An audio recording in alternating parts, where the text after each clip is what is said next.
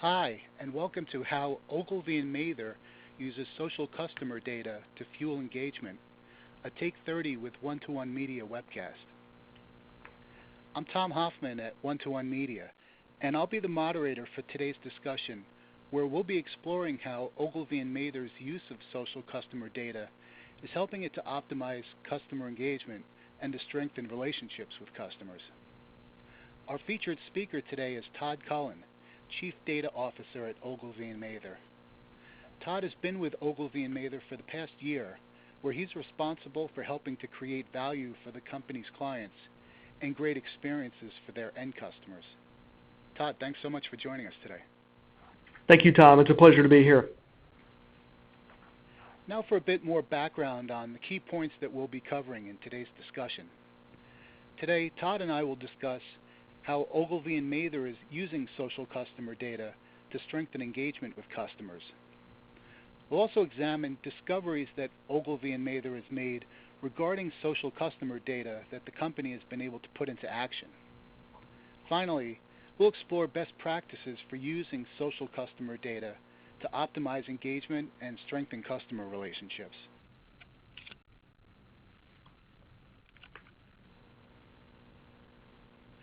Customers share a ton of information about themselves, along with their interests and needs across the full spectrum of touchpoints that they use with companies. This includes the attitudes and preferences that customers share about themselves in social media. And companies can draw on these insights to craft personalized and relevant messaging with customers that can strengthen engagement as well as business performance. So at this point, I'd like to bring Todd into the discussion to share more with us about how Ogilvy and Mather uses social customer data and how the company's efforts have evolved over time. Todd? Thanks, Tom. A journey is really the right way to describe how Ogilvy and Mather has approached the use of social customer data. The agency has a long history and a very strong legacy of data-driven advertising. In fact, David Ogilvy's mantra was, "We sell or else." One of the first interactive and direct marketing agencies as part of a larger brand agency was Ogilvy. And this great history has worked its way through our DNA and really the way we have evolved, especially when it comes to new types of insights. And I like the way we're talking about this in terms of social media customer data, because it really is all about consumers. Ogilvy has a very strong bent toward customer engagement, especially with our interactive agency, Ogilvy One, but really across the rest of our units as well, including public relations and our advertising business. I think really what we've seen from a journey standpoint is that we have recognized that we're on a path as an agency, especially when it comes to the use of new types of data. And today, certainly customers, to your point, are expressing themselves in all kinds of ways via social media. So it's something that we're definitely on track with, and we are building capabilities and new offerings to make better use of this data, especially with our advertising and direct marketing businesses. Okay, thanks, Todd. So can you also share with us some of the types of insights that Ogilvy and Mather looks to glean from mining social customer data? Yeah, it's very interesting. I would say that, again, we've tracked back in terms of a journey. If you think maybe 4 or 5 years ago, everyone wanted to know interests and behaviors and attitudes and even sentiment to the degree it could be measured and categorized. Those were some of the first use cases we saw in the data business 4 or 5 years ago when it comes to social media data. I think today we've evolved to the point where, as an industry, advertisers, marketers, and data providers, we're really looking to glean new insights in terms of things like in-market timing and receptivity to different types of messages based on a consumer's past behavior and actual reactions to certain types of content. In fact, today we are looking to glean insights that help us make better decisions about investments in creativity and content and really different types of messages across all media. So I think we have gone certainly beyond fairly basic sentiment and attitudinal analysis in terms of understanding how customers feel about things and actually moving to decision points based on that data. Thanks. Yes, I agree. We've certainly seen this evolution as to how companies are able to use social data beyond sentiment, that, as you pointed out. So, Todd, what are some of the, say, technological or cultural challenges that the companies had to overcome in order to gather, analyze, and apply social customer data effectively?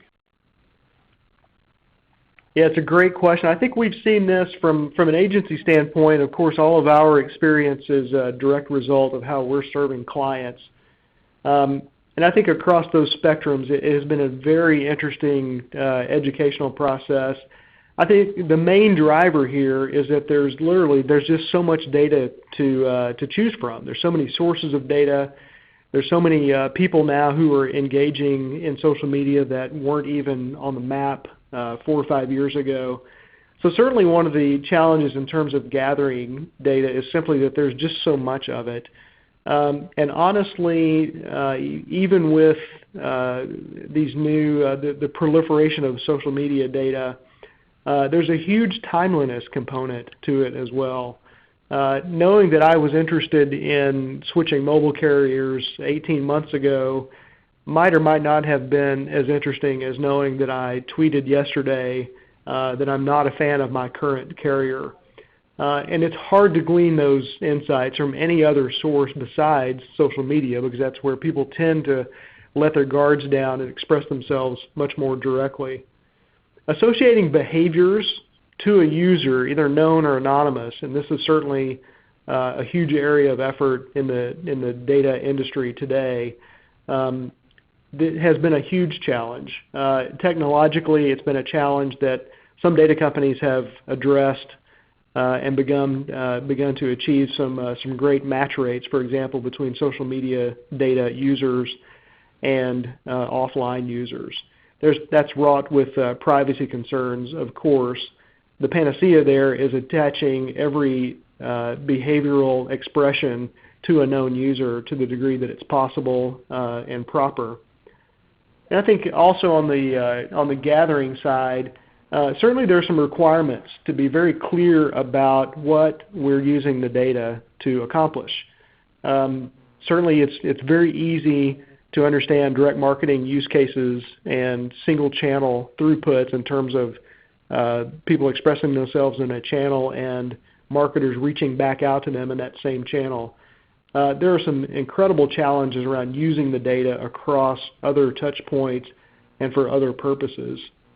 From an analysis standpoint, certainly many on this webinar will understand the unique challenges that come from digesting unstructured data or mapping it into preformed taxonomies or categories. Ultimately, those functions are performed by humans and therefore susceptible to errors. But really the question there is, what does the data mean? That's always been the question with data. And does bad really mean bad when someone expresses a thought or feeling on a Facebook feed? Is associative data really that important? And from an analytics standpoint, can we rely on associative data to help us understand things like in-market timing or intent to purchase and when? And I think the other thing on the analytics side is that it's difficult to extract insight across social media channels and provision that data for use in existing analytics models. That's why I think there's been such a push to categorize unstructured data into well-known and familiar categories, because that's how our models are built today. So I think going forward, certainly those are some of the challenges on the technology side. Culturally, a whole other set of issues abound in this agency and many more, and frankly at advertisers everywhere. I still think there is a priesthood of data scientists concept that is certainly prevalent among all companies who are trying to use data today. Data tends to be a department or a function in an organization and not so much a tool or behaviors that people use more broadly. And that's one of the challenges that we are actively addressing with clients today, which frankly is about helping clients understand what does the data mean and how do we use it, and broadening the use across a much wider spectrum of people. That's interesting about some of the cultural challenges that you're finding there regarding the priesthood of data scientists. And just going back to some of the points that you raised about the technological challenges, certainly we're seeing a lot of one of the key challenges, as you cited, being the difficulty in being able to determine whether sentiments that's shared is sarcasm or slang, and right. how it's to be deciphered. And then, beyond that, I'm sure a number of many attendees on the webcast will be able to relate to the first point that you raised about trying to determine which data sets to use. I mean, we've certainly seen our share of research that often cites this as a top challenge among executives as they look at big data. Right. So Todd, can you also point to a couple of examples as to how social customer data has been applied? Yeah, and I think it goes back to that point again, which is how will we use the data and what does the data mean? We have several great implementations that I could point to today. Probably the most well-known in the marketplace is the Nestle Digital Acceleration Team. The DAT is the acronym at Nestle's headquarters in Vevey, Switzerland. And this is a social command center, so that's not a new concept necessarily. But really what we're seeing is, what is arguably one of the world's largest consumer packaged goods brands using social data in real time to manage communities, Facebook communities, Twitter audiences, and so forth, and to detect and mitigate risk all in real time. So with a Radian 6 feed, Nestle is literally looking at sentiment and actual verbatims by fans and others of various brands, several hundred brands in the Nestle portfolio. And this social customer data is being used literally on a minute-by-minute basis by community management teams to interact with consumers who have concerns about service or products or, quite frankly, environmental concerns as well. So there's a blend of community management and risk mitigation in that particular use case. We're seeing some other clients and we're working with some other clients to stand up environments just like this, where we're broadening the use of social media data to get a better understanding of what messages and what content customers are really interested in. And frankly, we're going beyond that. We've challenged ourselves and working with clients to not only understand which content is to which content are most customers receptive, but frankly, which content is really dynamic, and how can we create new content? How can we use social media data to inspire creativity that produces great content? And here's the kicker for us is we define dynamic content as content that is inherently shareable. And certainly that's a tough thing to measure, especially with the tools that are currently available. But honestly, from an agency standpoint or from a brand standpoint, content that is shareable is inherently more valuable. There may not be an offer attached to it, but in terms of creating and cultivating loyalty and devotion to a brand, people actually interacting with content is one thing. People enjoying content so much that they feel compelled to share it is an entirely other thing. And we believe that we've worked with many clients who are very interested in this new frontier of content marketing based on and really driven by, inspired by social media data. That's interesting. And going back to the example that you cited with Nestle, many customers say that they expect to have fairly immediate responses when they post in social media. They expect companies to respond to them quickly, and I would imagine that Nestle's ability to become more responsive has helped in terms of customer satisfaction and engagement and other types of benefits. Absolutely, and to the degree that a brand or participants on this webcast representing brands are involved in customer service, obviously a huge channel, and really can be well done or not done very well at all. I and probably most of us have had recent experiences with airlines and other hospitality brands that have not been so great, to your point, because we expected literally real-time responses. I think our guidance to clients in this area is certainly to consider it as one channel for interaction, but in terms of using the data, certainly we can learn a lot about on-the-ground real-time interactions and how that drives not only content, but to your point, actual customer service activities. Okay, thanks. So Todd, to that end, can you also speak to some of the business benefits that have been obtained by strengthening customer engagement through the use of social media data? Yeah, I think this is a great one because I think from our point of view, and this may be a bit of a contrarian point of view, certainly understanding who my followers are as a brand, understanding who my followers are, how many I have, how many likes I have, and even maybe how many shares I have are all interesting. I think one of the biggest challenges that we are seeing with clients today, and therefore one of the biggest areas of investment and focus for us as an agency, is tying social interactions back to business ambition. And frankly, we have turned the model around. From a planning perspective as an agency, we start with the client's business ambition. And that could be traditional measures like growth rates, additions of new customers, reductions in churn, market share increases. I think increasingly going forward, those are nice market-based metrics. They're comparative. We can see how we do relative to our most direct competitors in our own industry.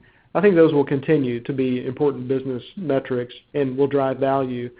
I think one of the things that we're seeing now is that brands are intensely interested, and I think rightly so, in understanding the value of an individual consumer and the degree to which social consumer data contributes to something like a score, a total customer value score, for example, that would be comprised of several elements, certainly including our own transactional data that we have about consumers and other traditional forms of third-party data, attributes, interest, lifestyle, and so on.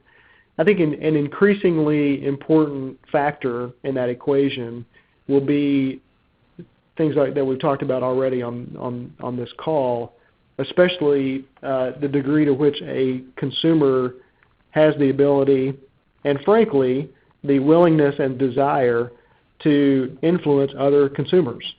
And that's an equation that's very difficult to calculate today. I think we're getting better at that, but from a going forward standpoint, I think that will be one of the measures, one of the biggest contributors that social customer data will make to the business is as a contributing factor to total customer value. It's one of the things that we are certainly focused on.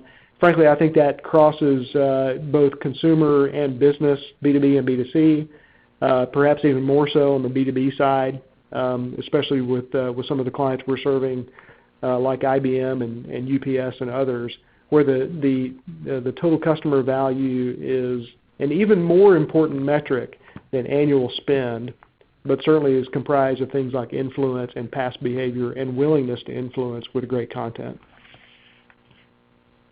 Thanks for sharing that, Todd. It will be interesting to see to what extent organizations are able to better measure the impact of influence and how this translates into the value generated as well. So Todd, can you also offer a few recommendations for other decision makers for driving successful customer engagement through the use of social data? Yeah, I think it's certainly there are across the spectrum, across the marketing and customer engagement spectrum, we do have some recommendations that I think are very useful, particularly using social data as we've been discussing. From a marketing and customer engagement standpoint, there are some use cases that we are heavily focused on, particularly in terms of creating what we're calling high-definition personas. And just a bit more detail on that. Typically, marketing organizations will build a persona to represent buying communities or audiences to help a creative team or a content team get a better idea and associate themselves with these audiences. These personas are typically built with syndicated survey data, might be primary research, might be a focus group from 18 months ago, 2 years ago, 3 years ago. What we're finding is that social data is actually an incredibly valuable input for creating real-time, high-definition personas that are actually representative of what people are doing right now. So we're not necessarily promoting a complete change in how personas are represented back to the communities that are using them. Rather, we're suggesting and recommending to clients that we use fresher, more intent-based, and frankly more descriptive and predictive data to build personas. Given the fact that customers are changing literally every day, our views of them should adapt as well. I think another recommendation is that most brands are now using some form of a customer journey map to understand how their customers and segments are moving through their lives. This is absolutely something that should be data-driven, and we think social data is one of the most valuable drivers in understanding how consumers not only physically move around, but move through their lives in terms of lifestyles, behaviors, and life events. Thanks, Todd. These are great recommendations.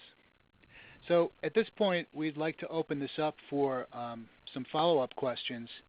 And Todd, I'd like to start by asking you this. Can you share some of the types of unexpected insights that you've been able to glean from the use of social customer data? Yeah, Tom, absolutely. And we've got a very recent one. In fact, over the past couple of days that I think is exciting and quite tasty. We have one client, a major CPG brand client, who was trying to understand, and I can't be very specific about the brand here yet, but it is a great case. This is a particular salad dressing, and the brand was really looking to understand what types of other products, brands, foods, or really anything, any other category or specific product that consumers were using or interested in with their particular brand, which happened to be a salad dressing.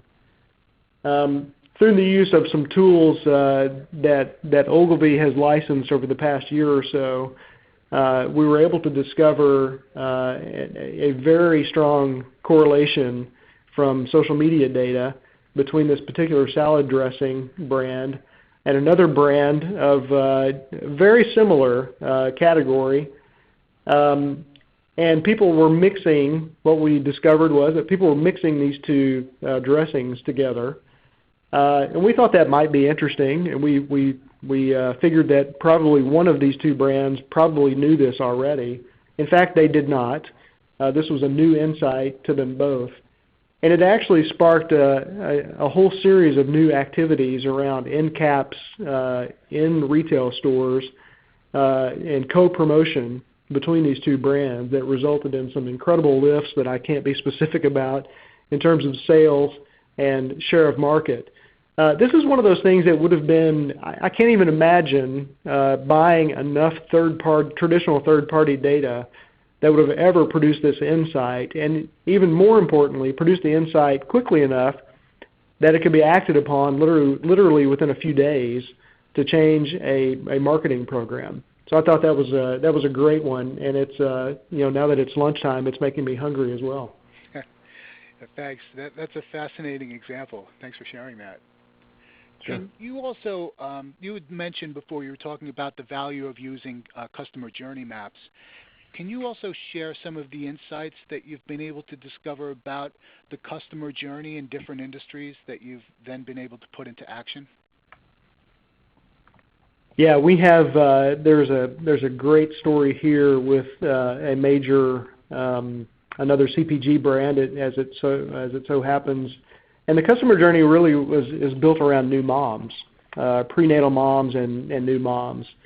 And we discovered that for our client, this product was typically considered and adopted much further down the life cycle than we originally expected, relative to the birth of the child.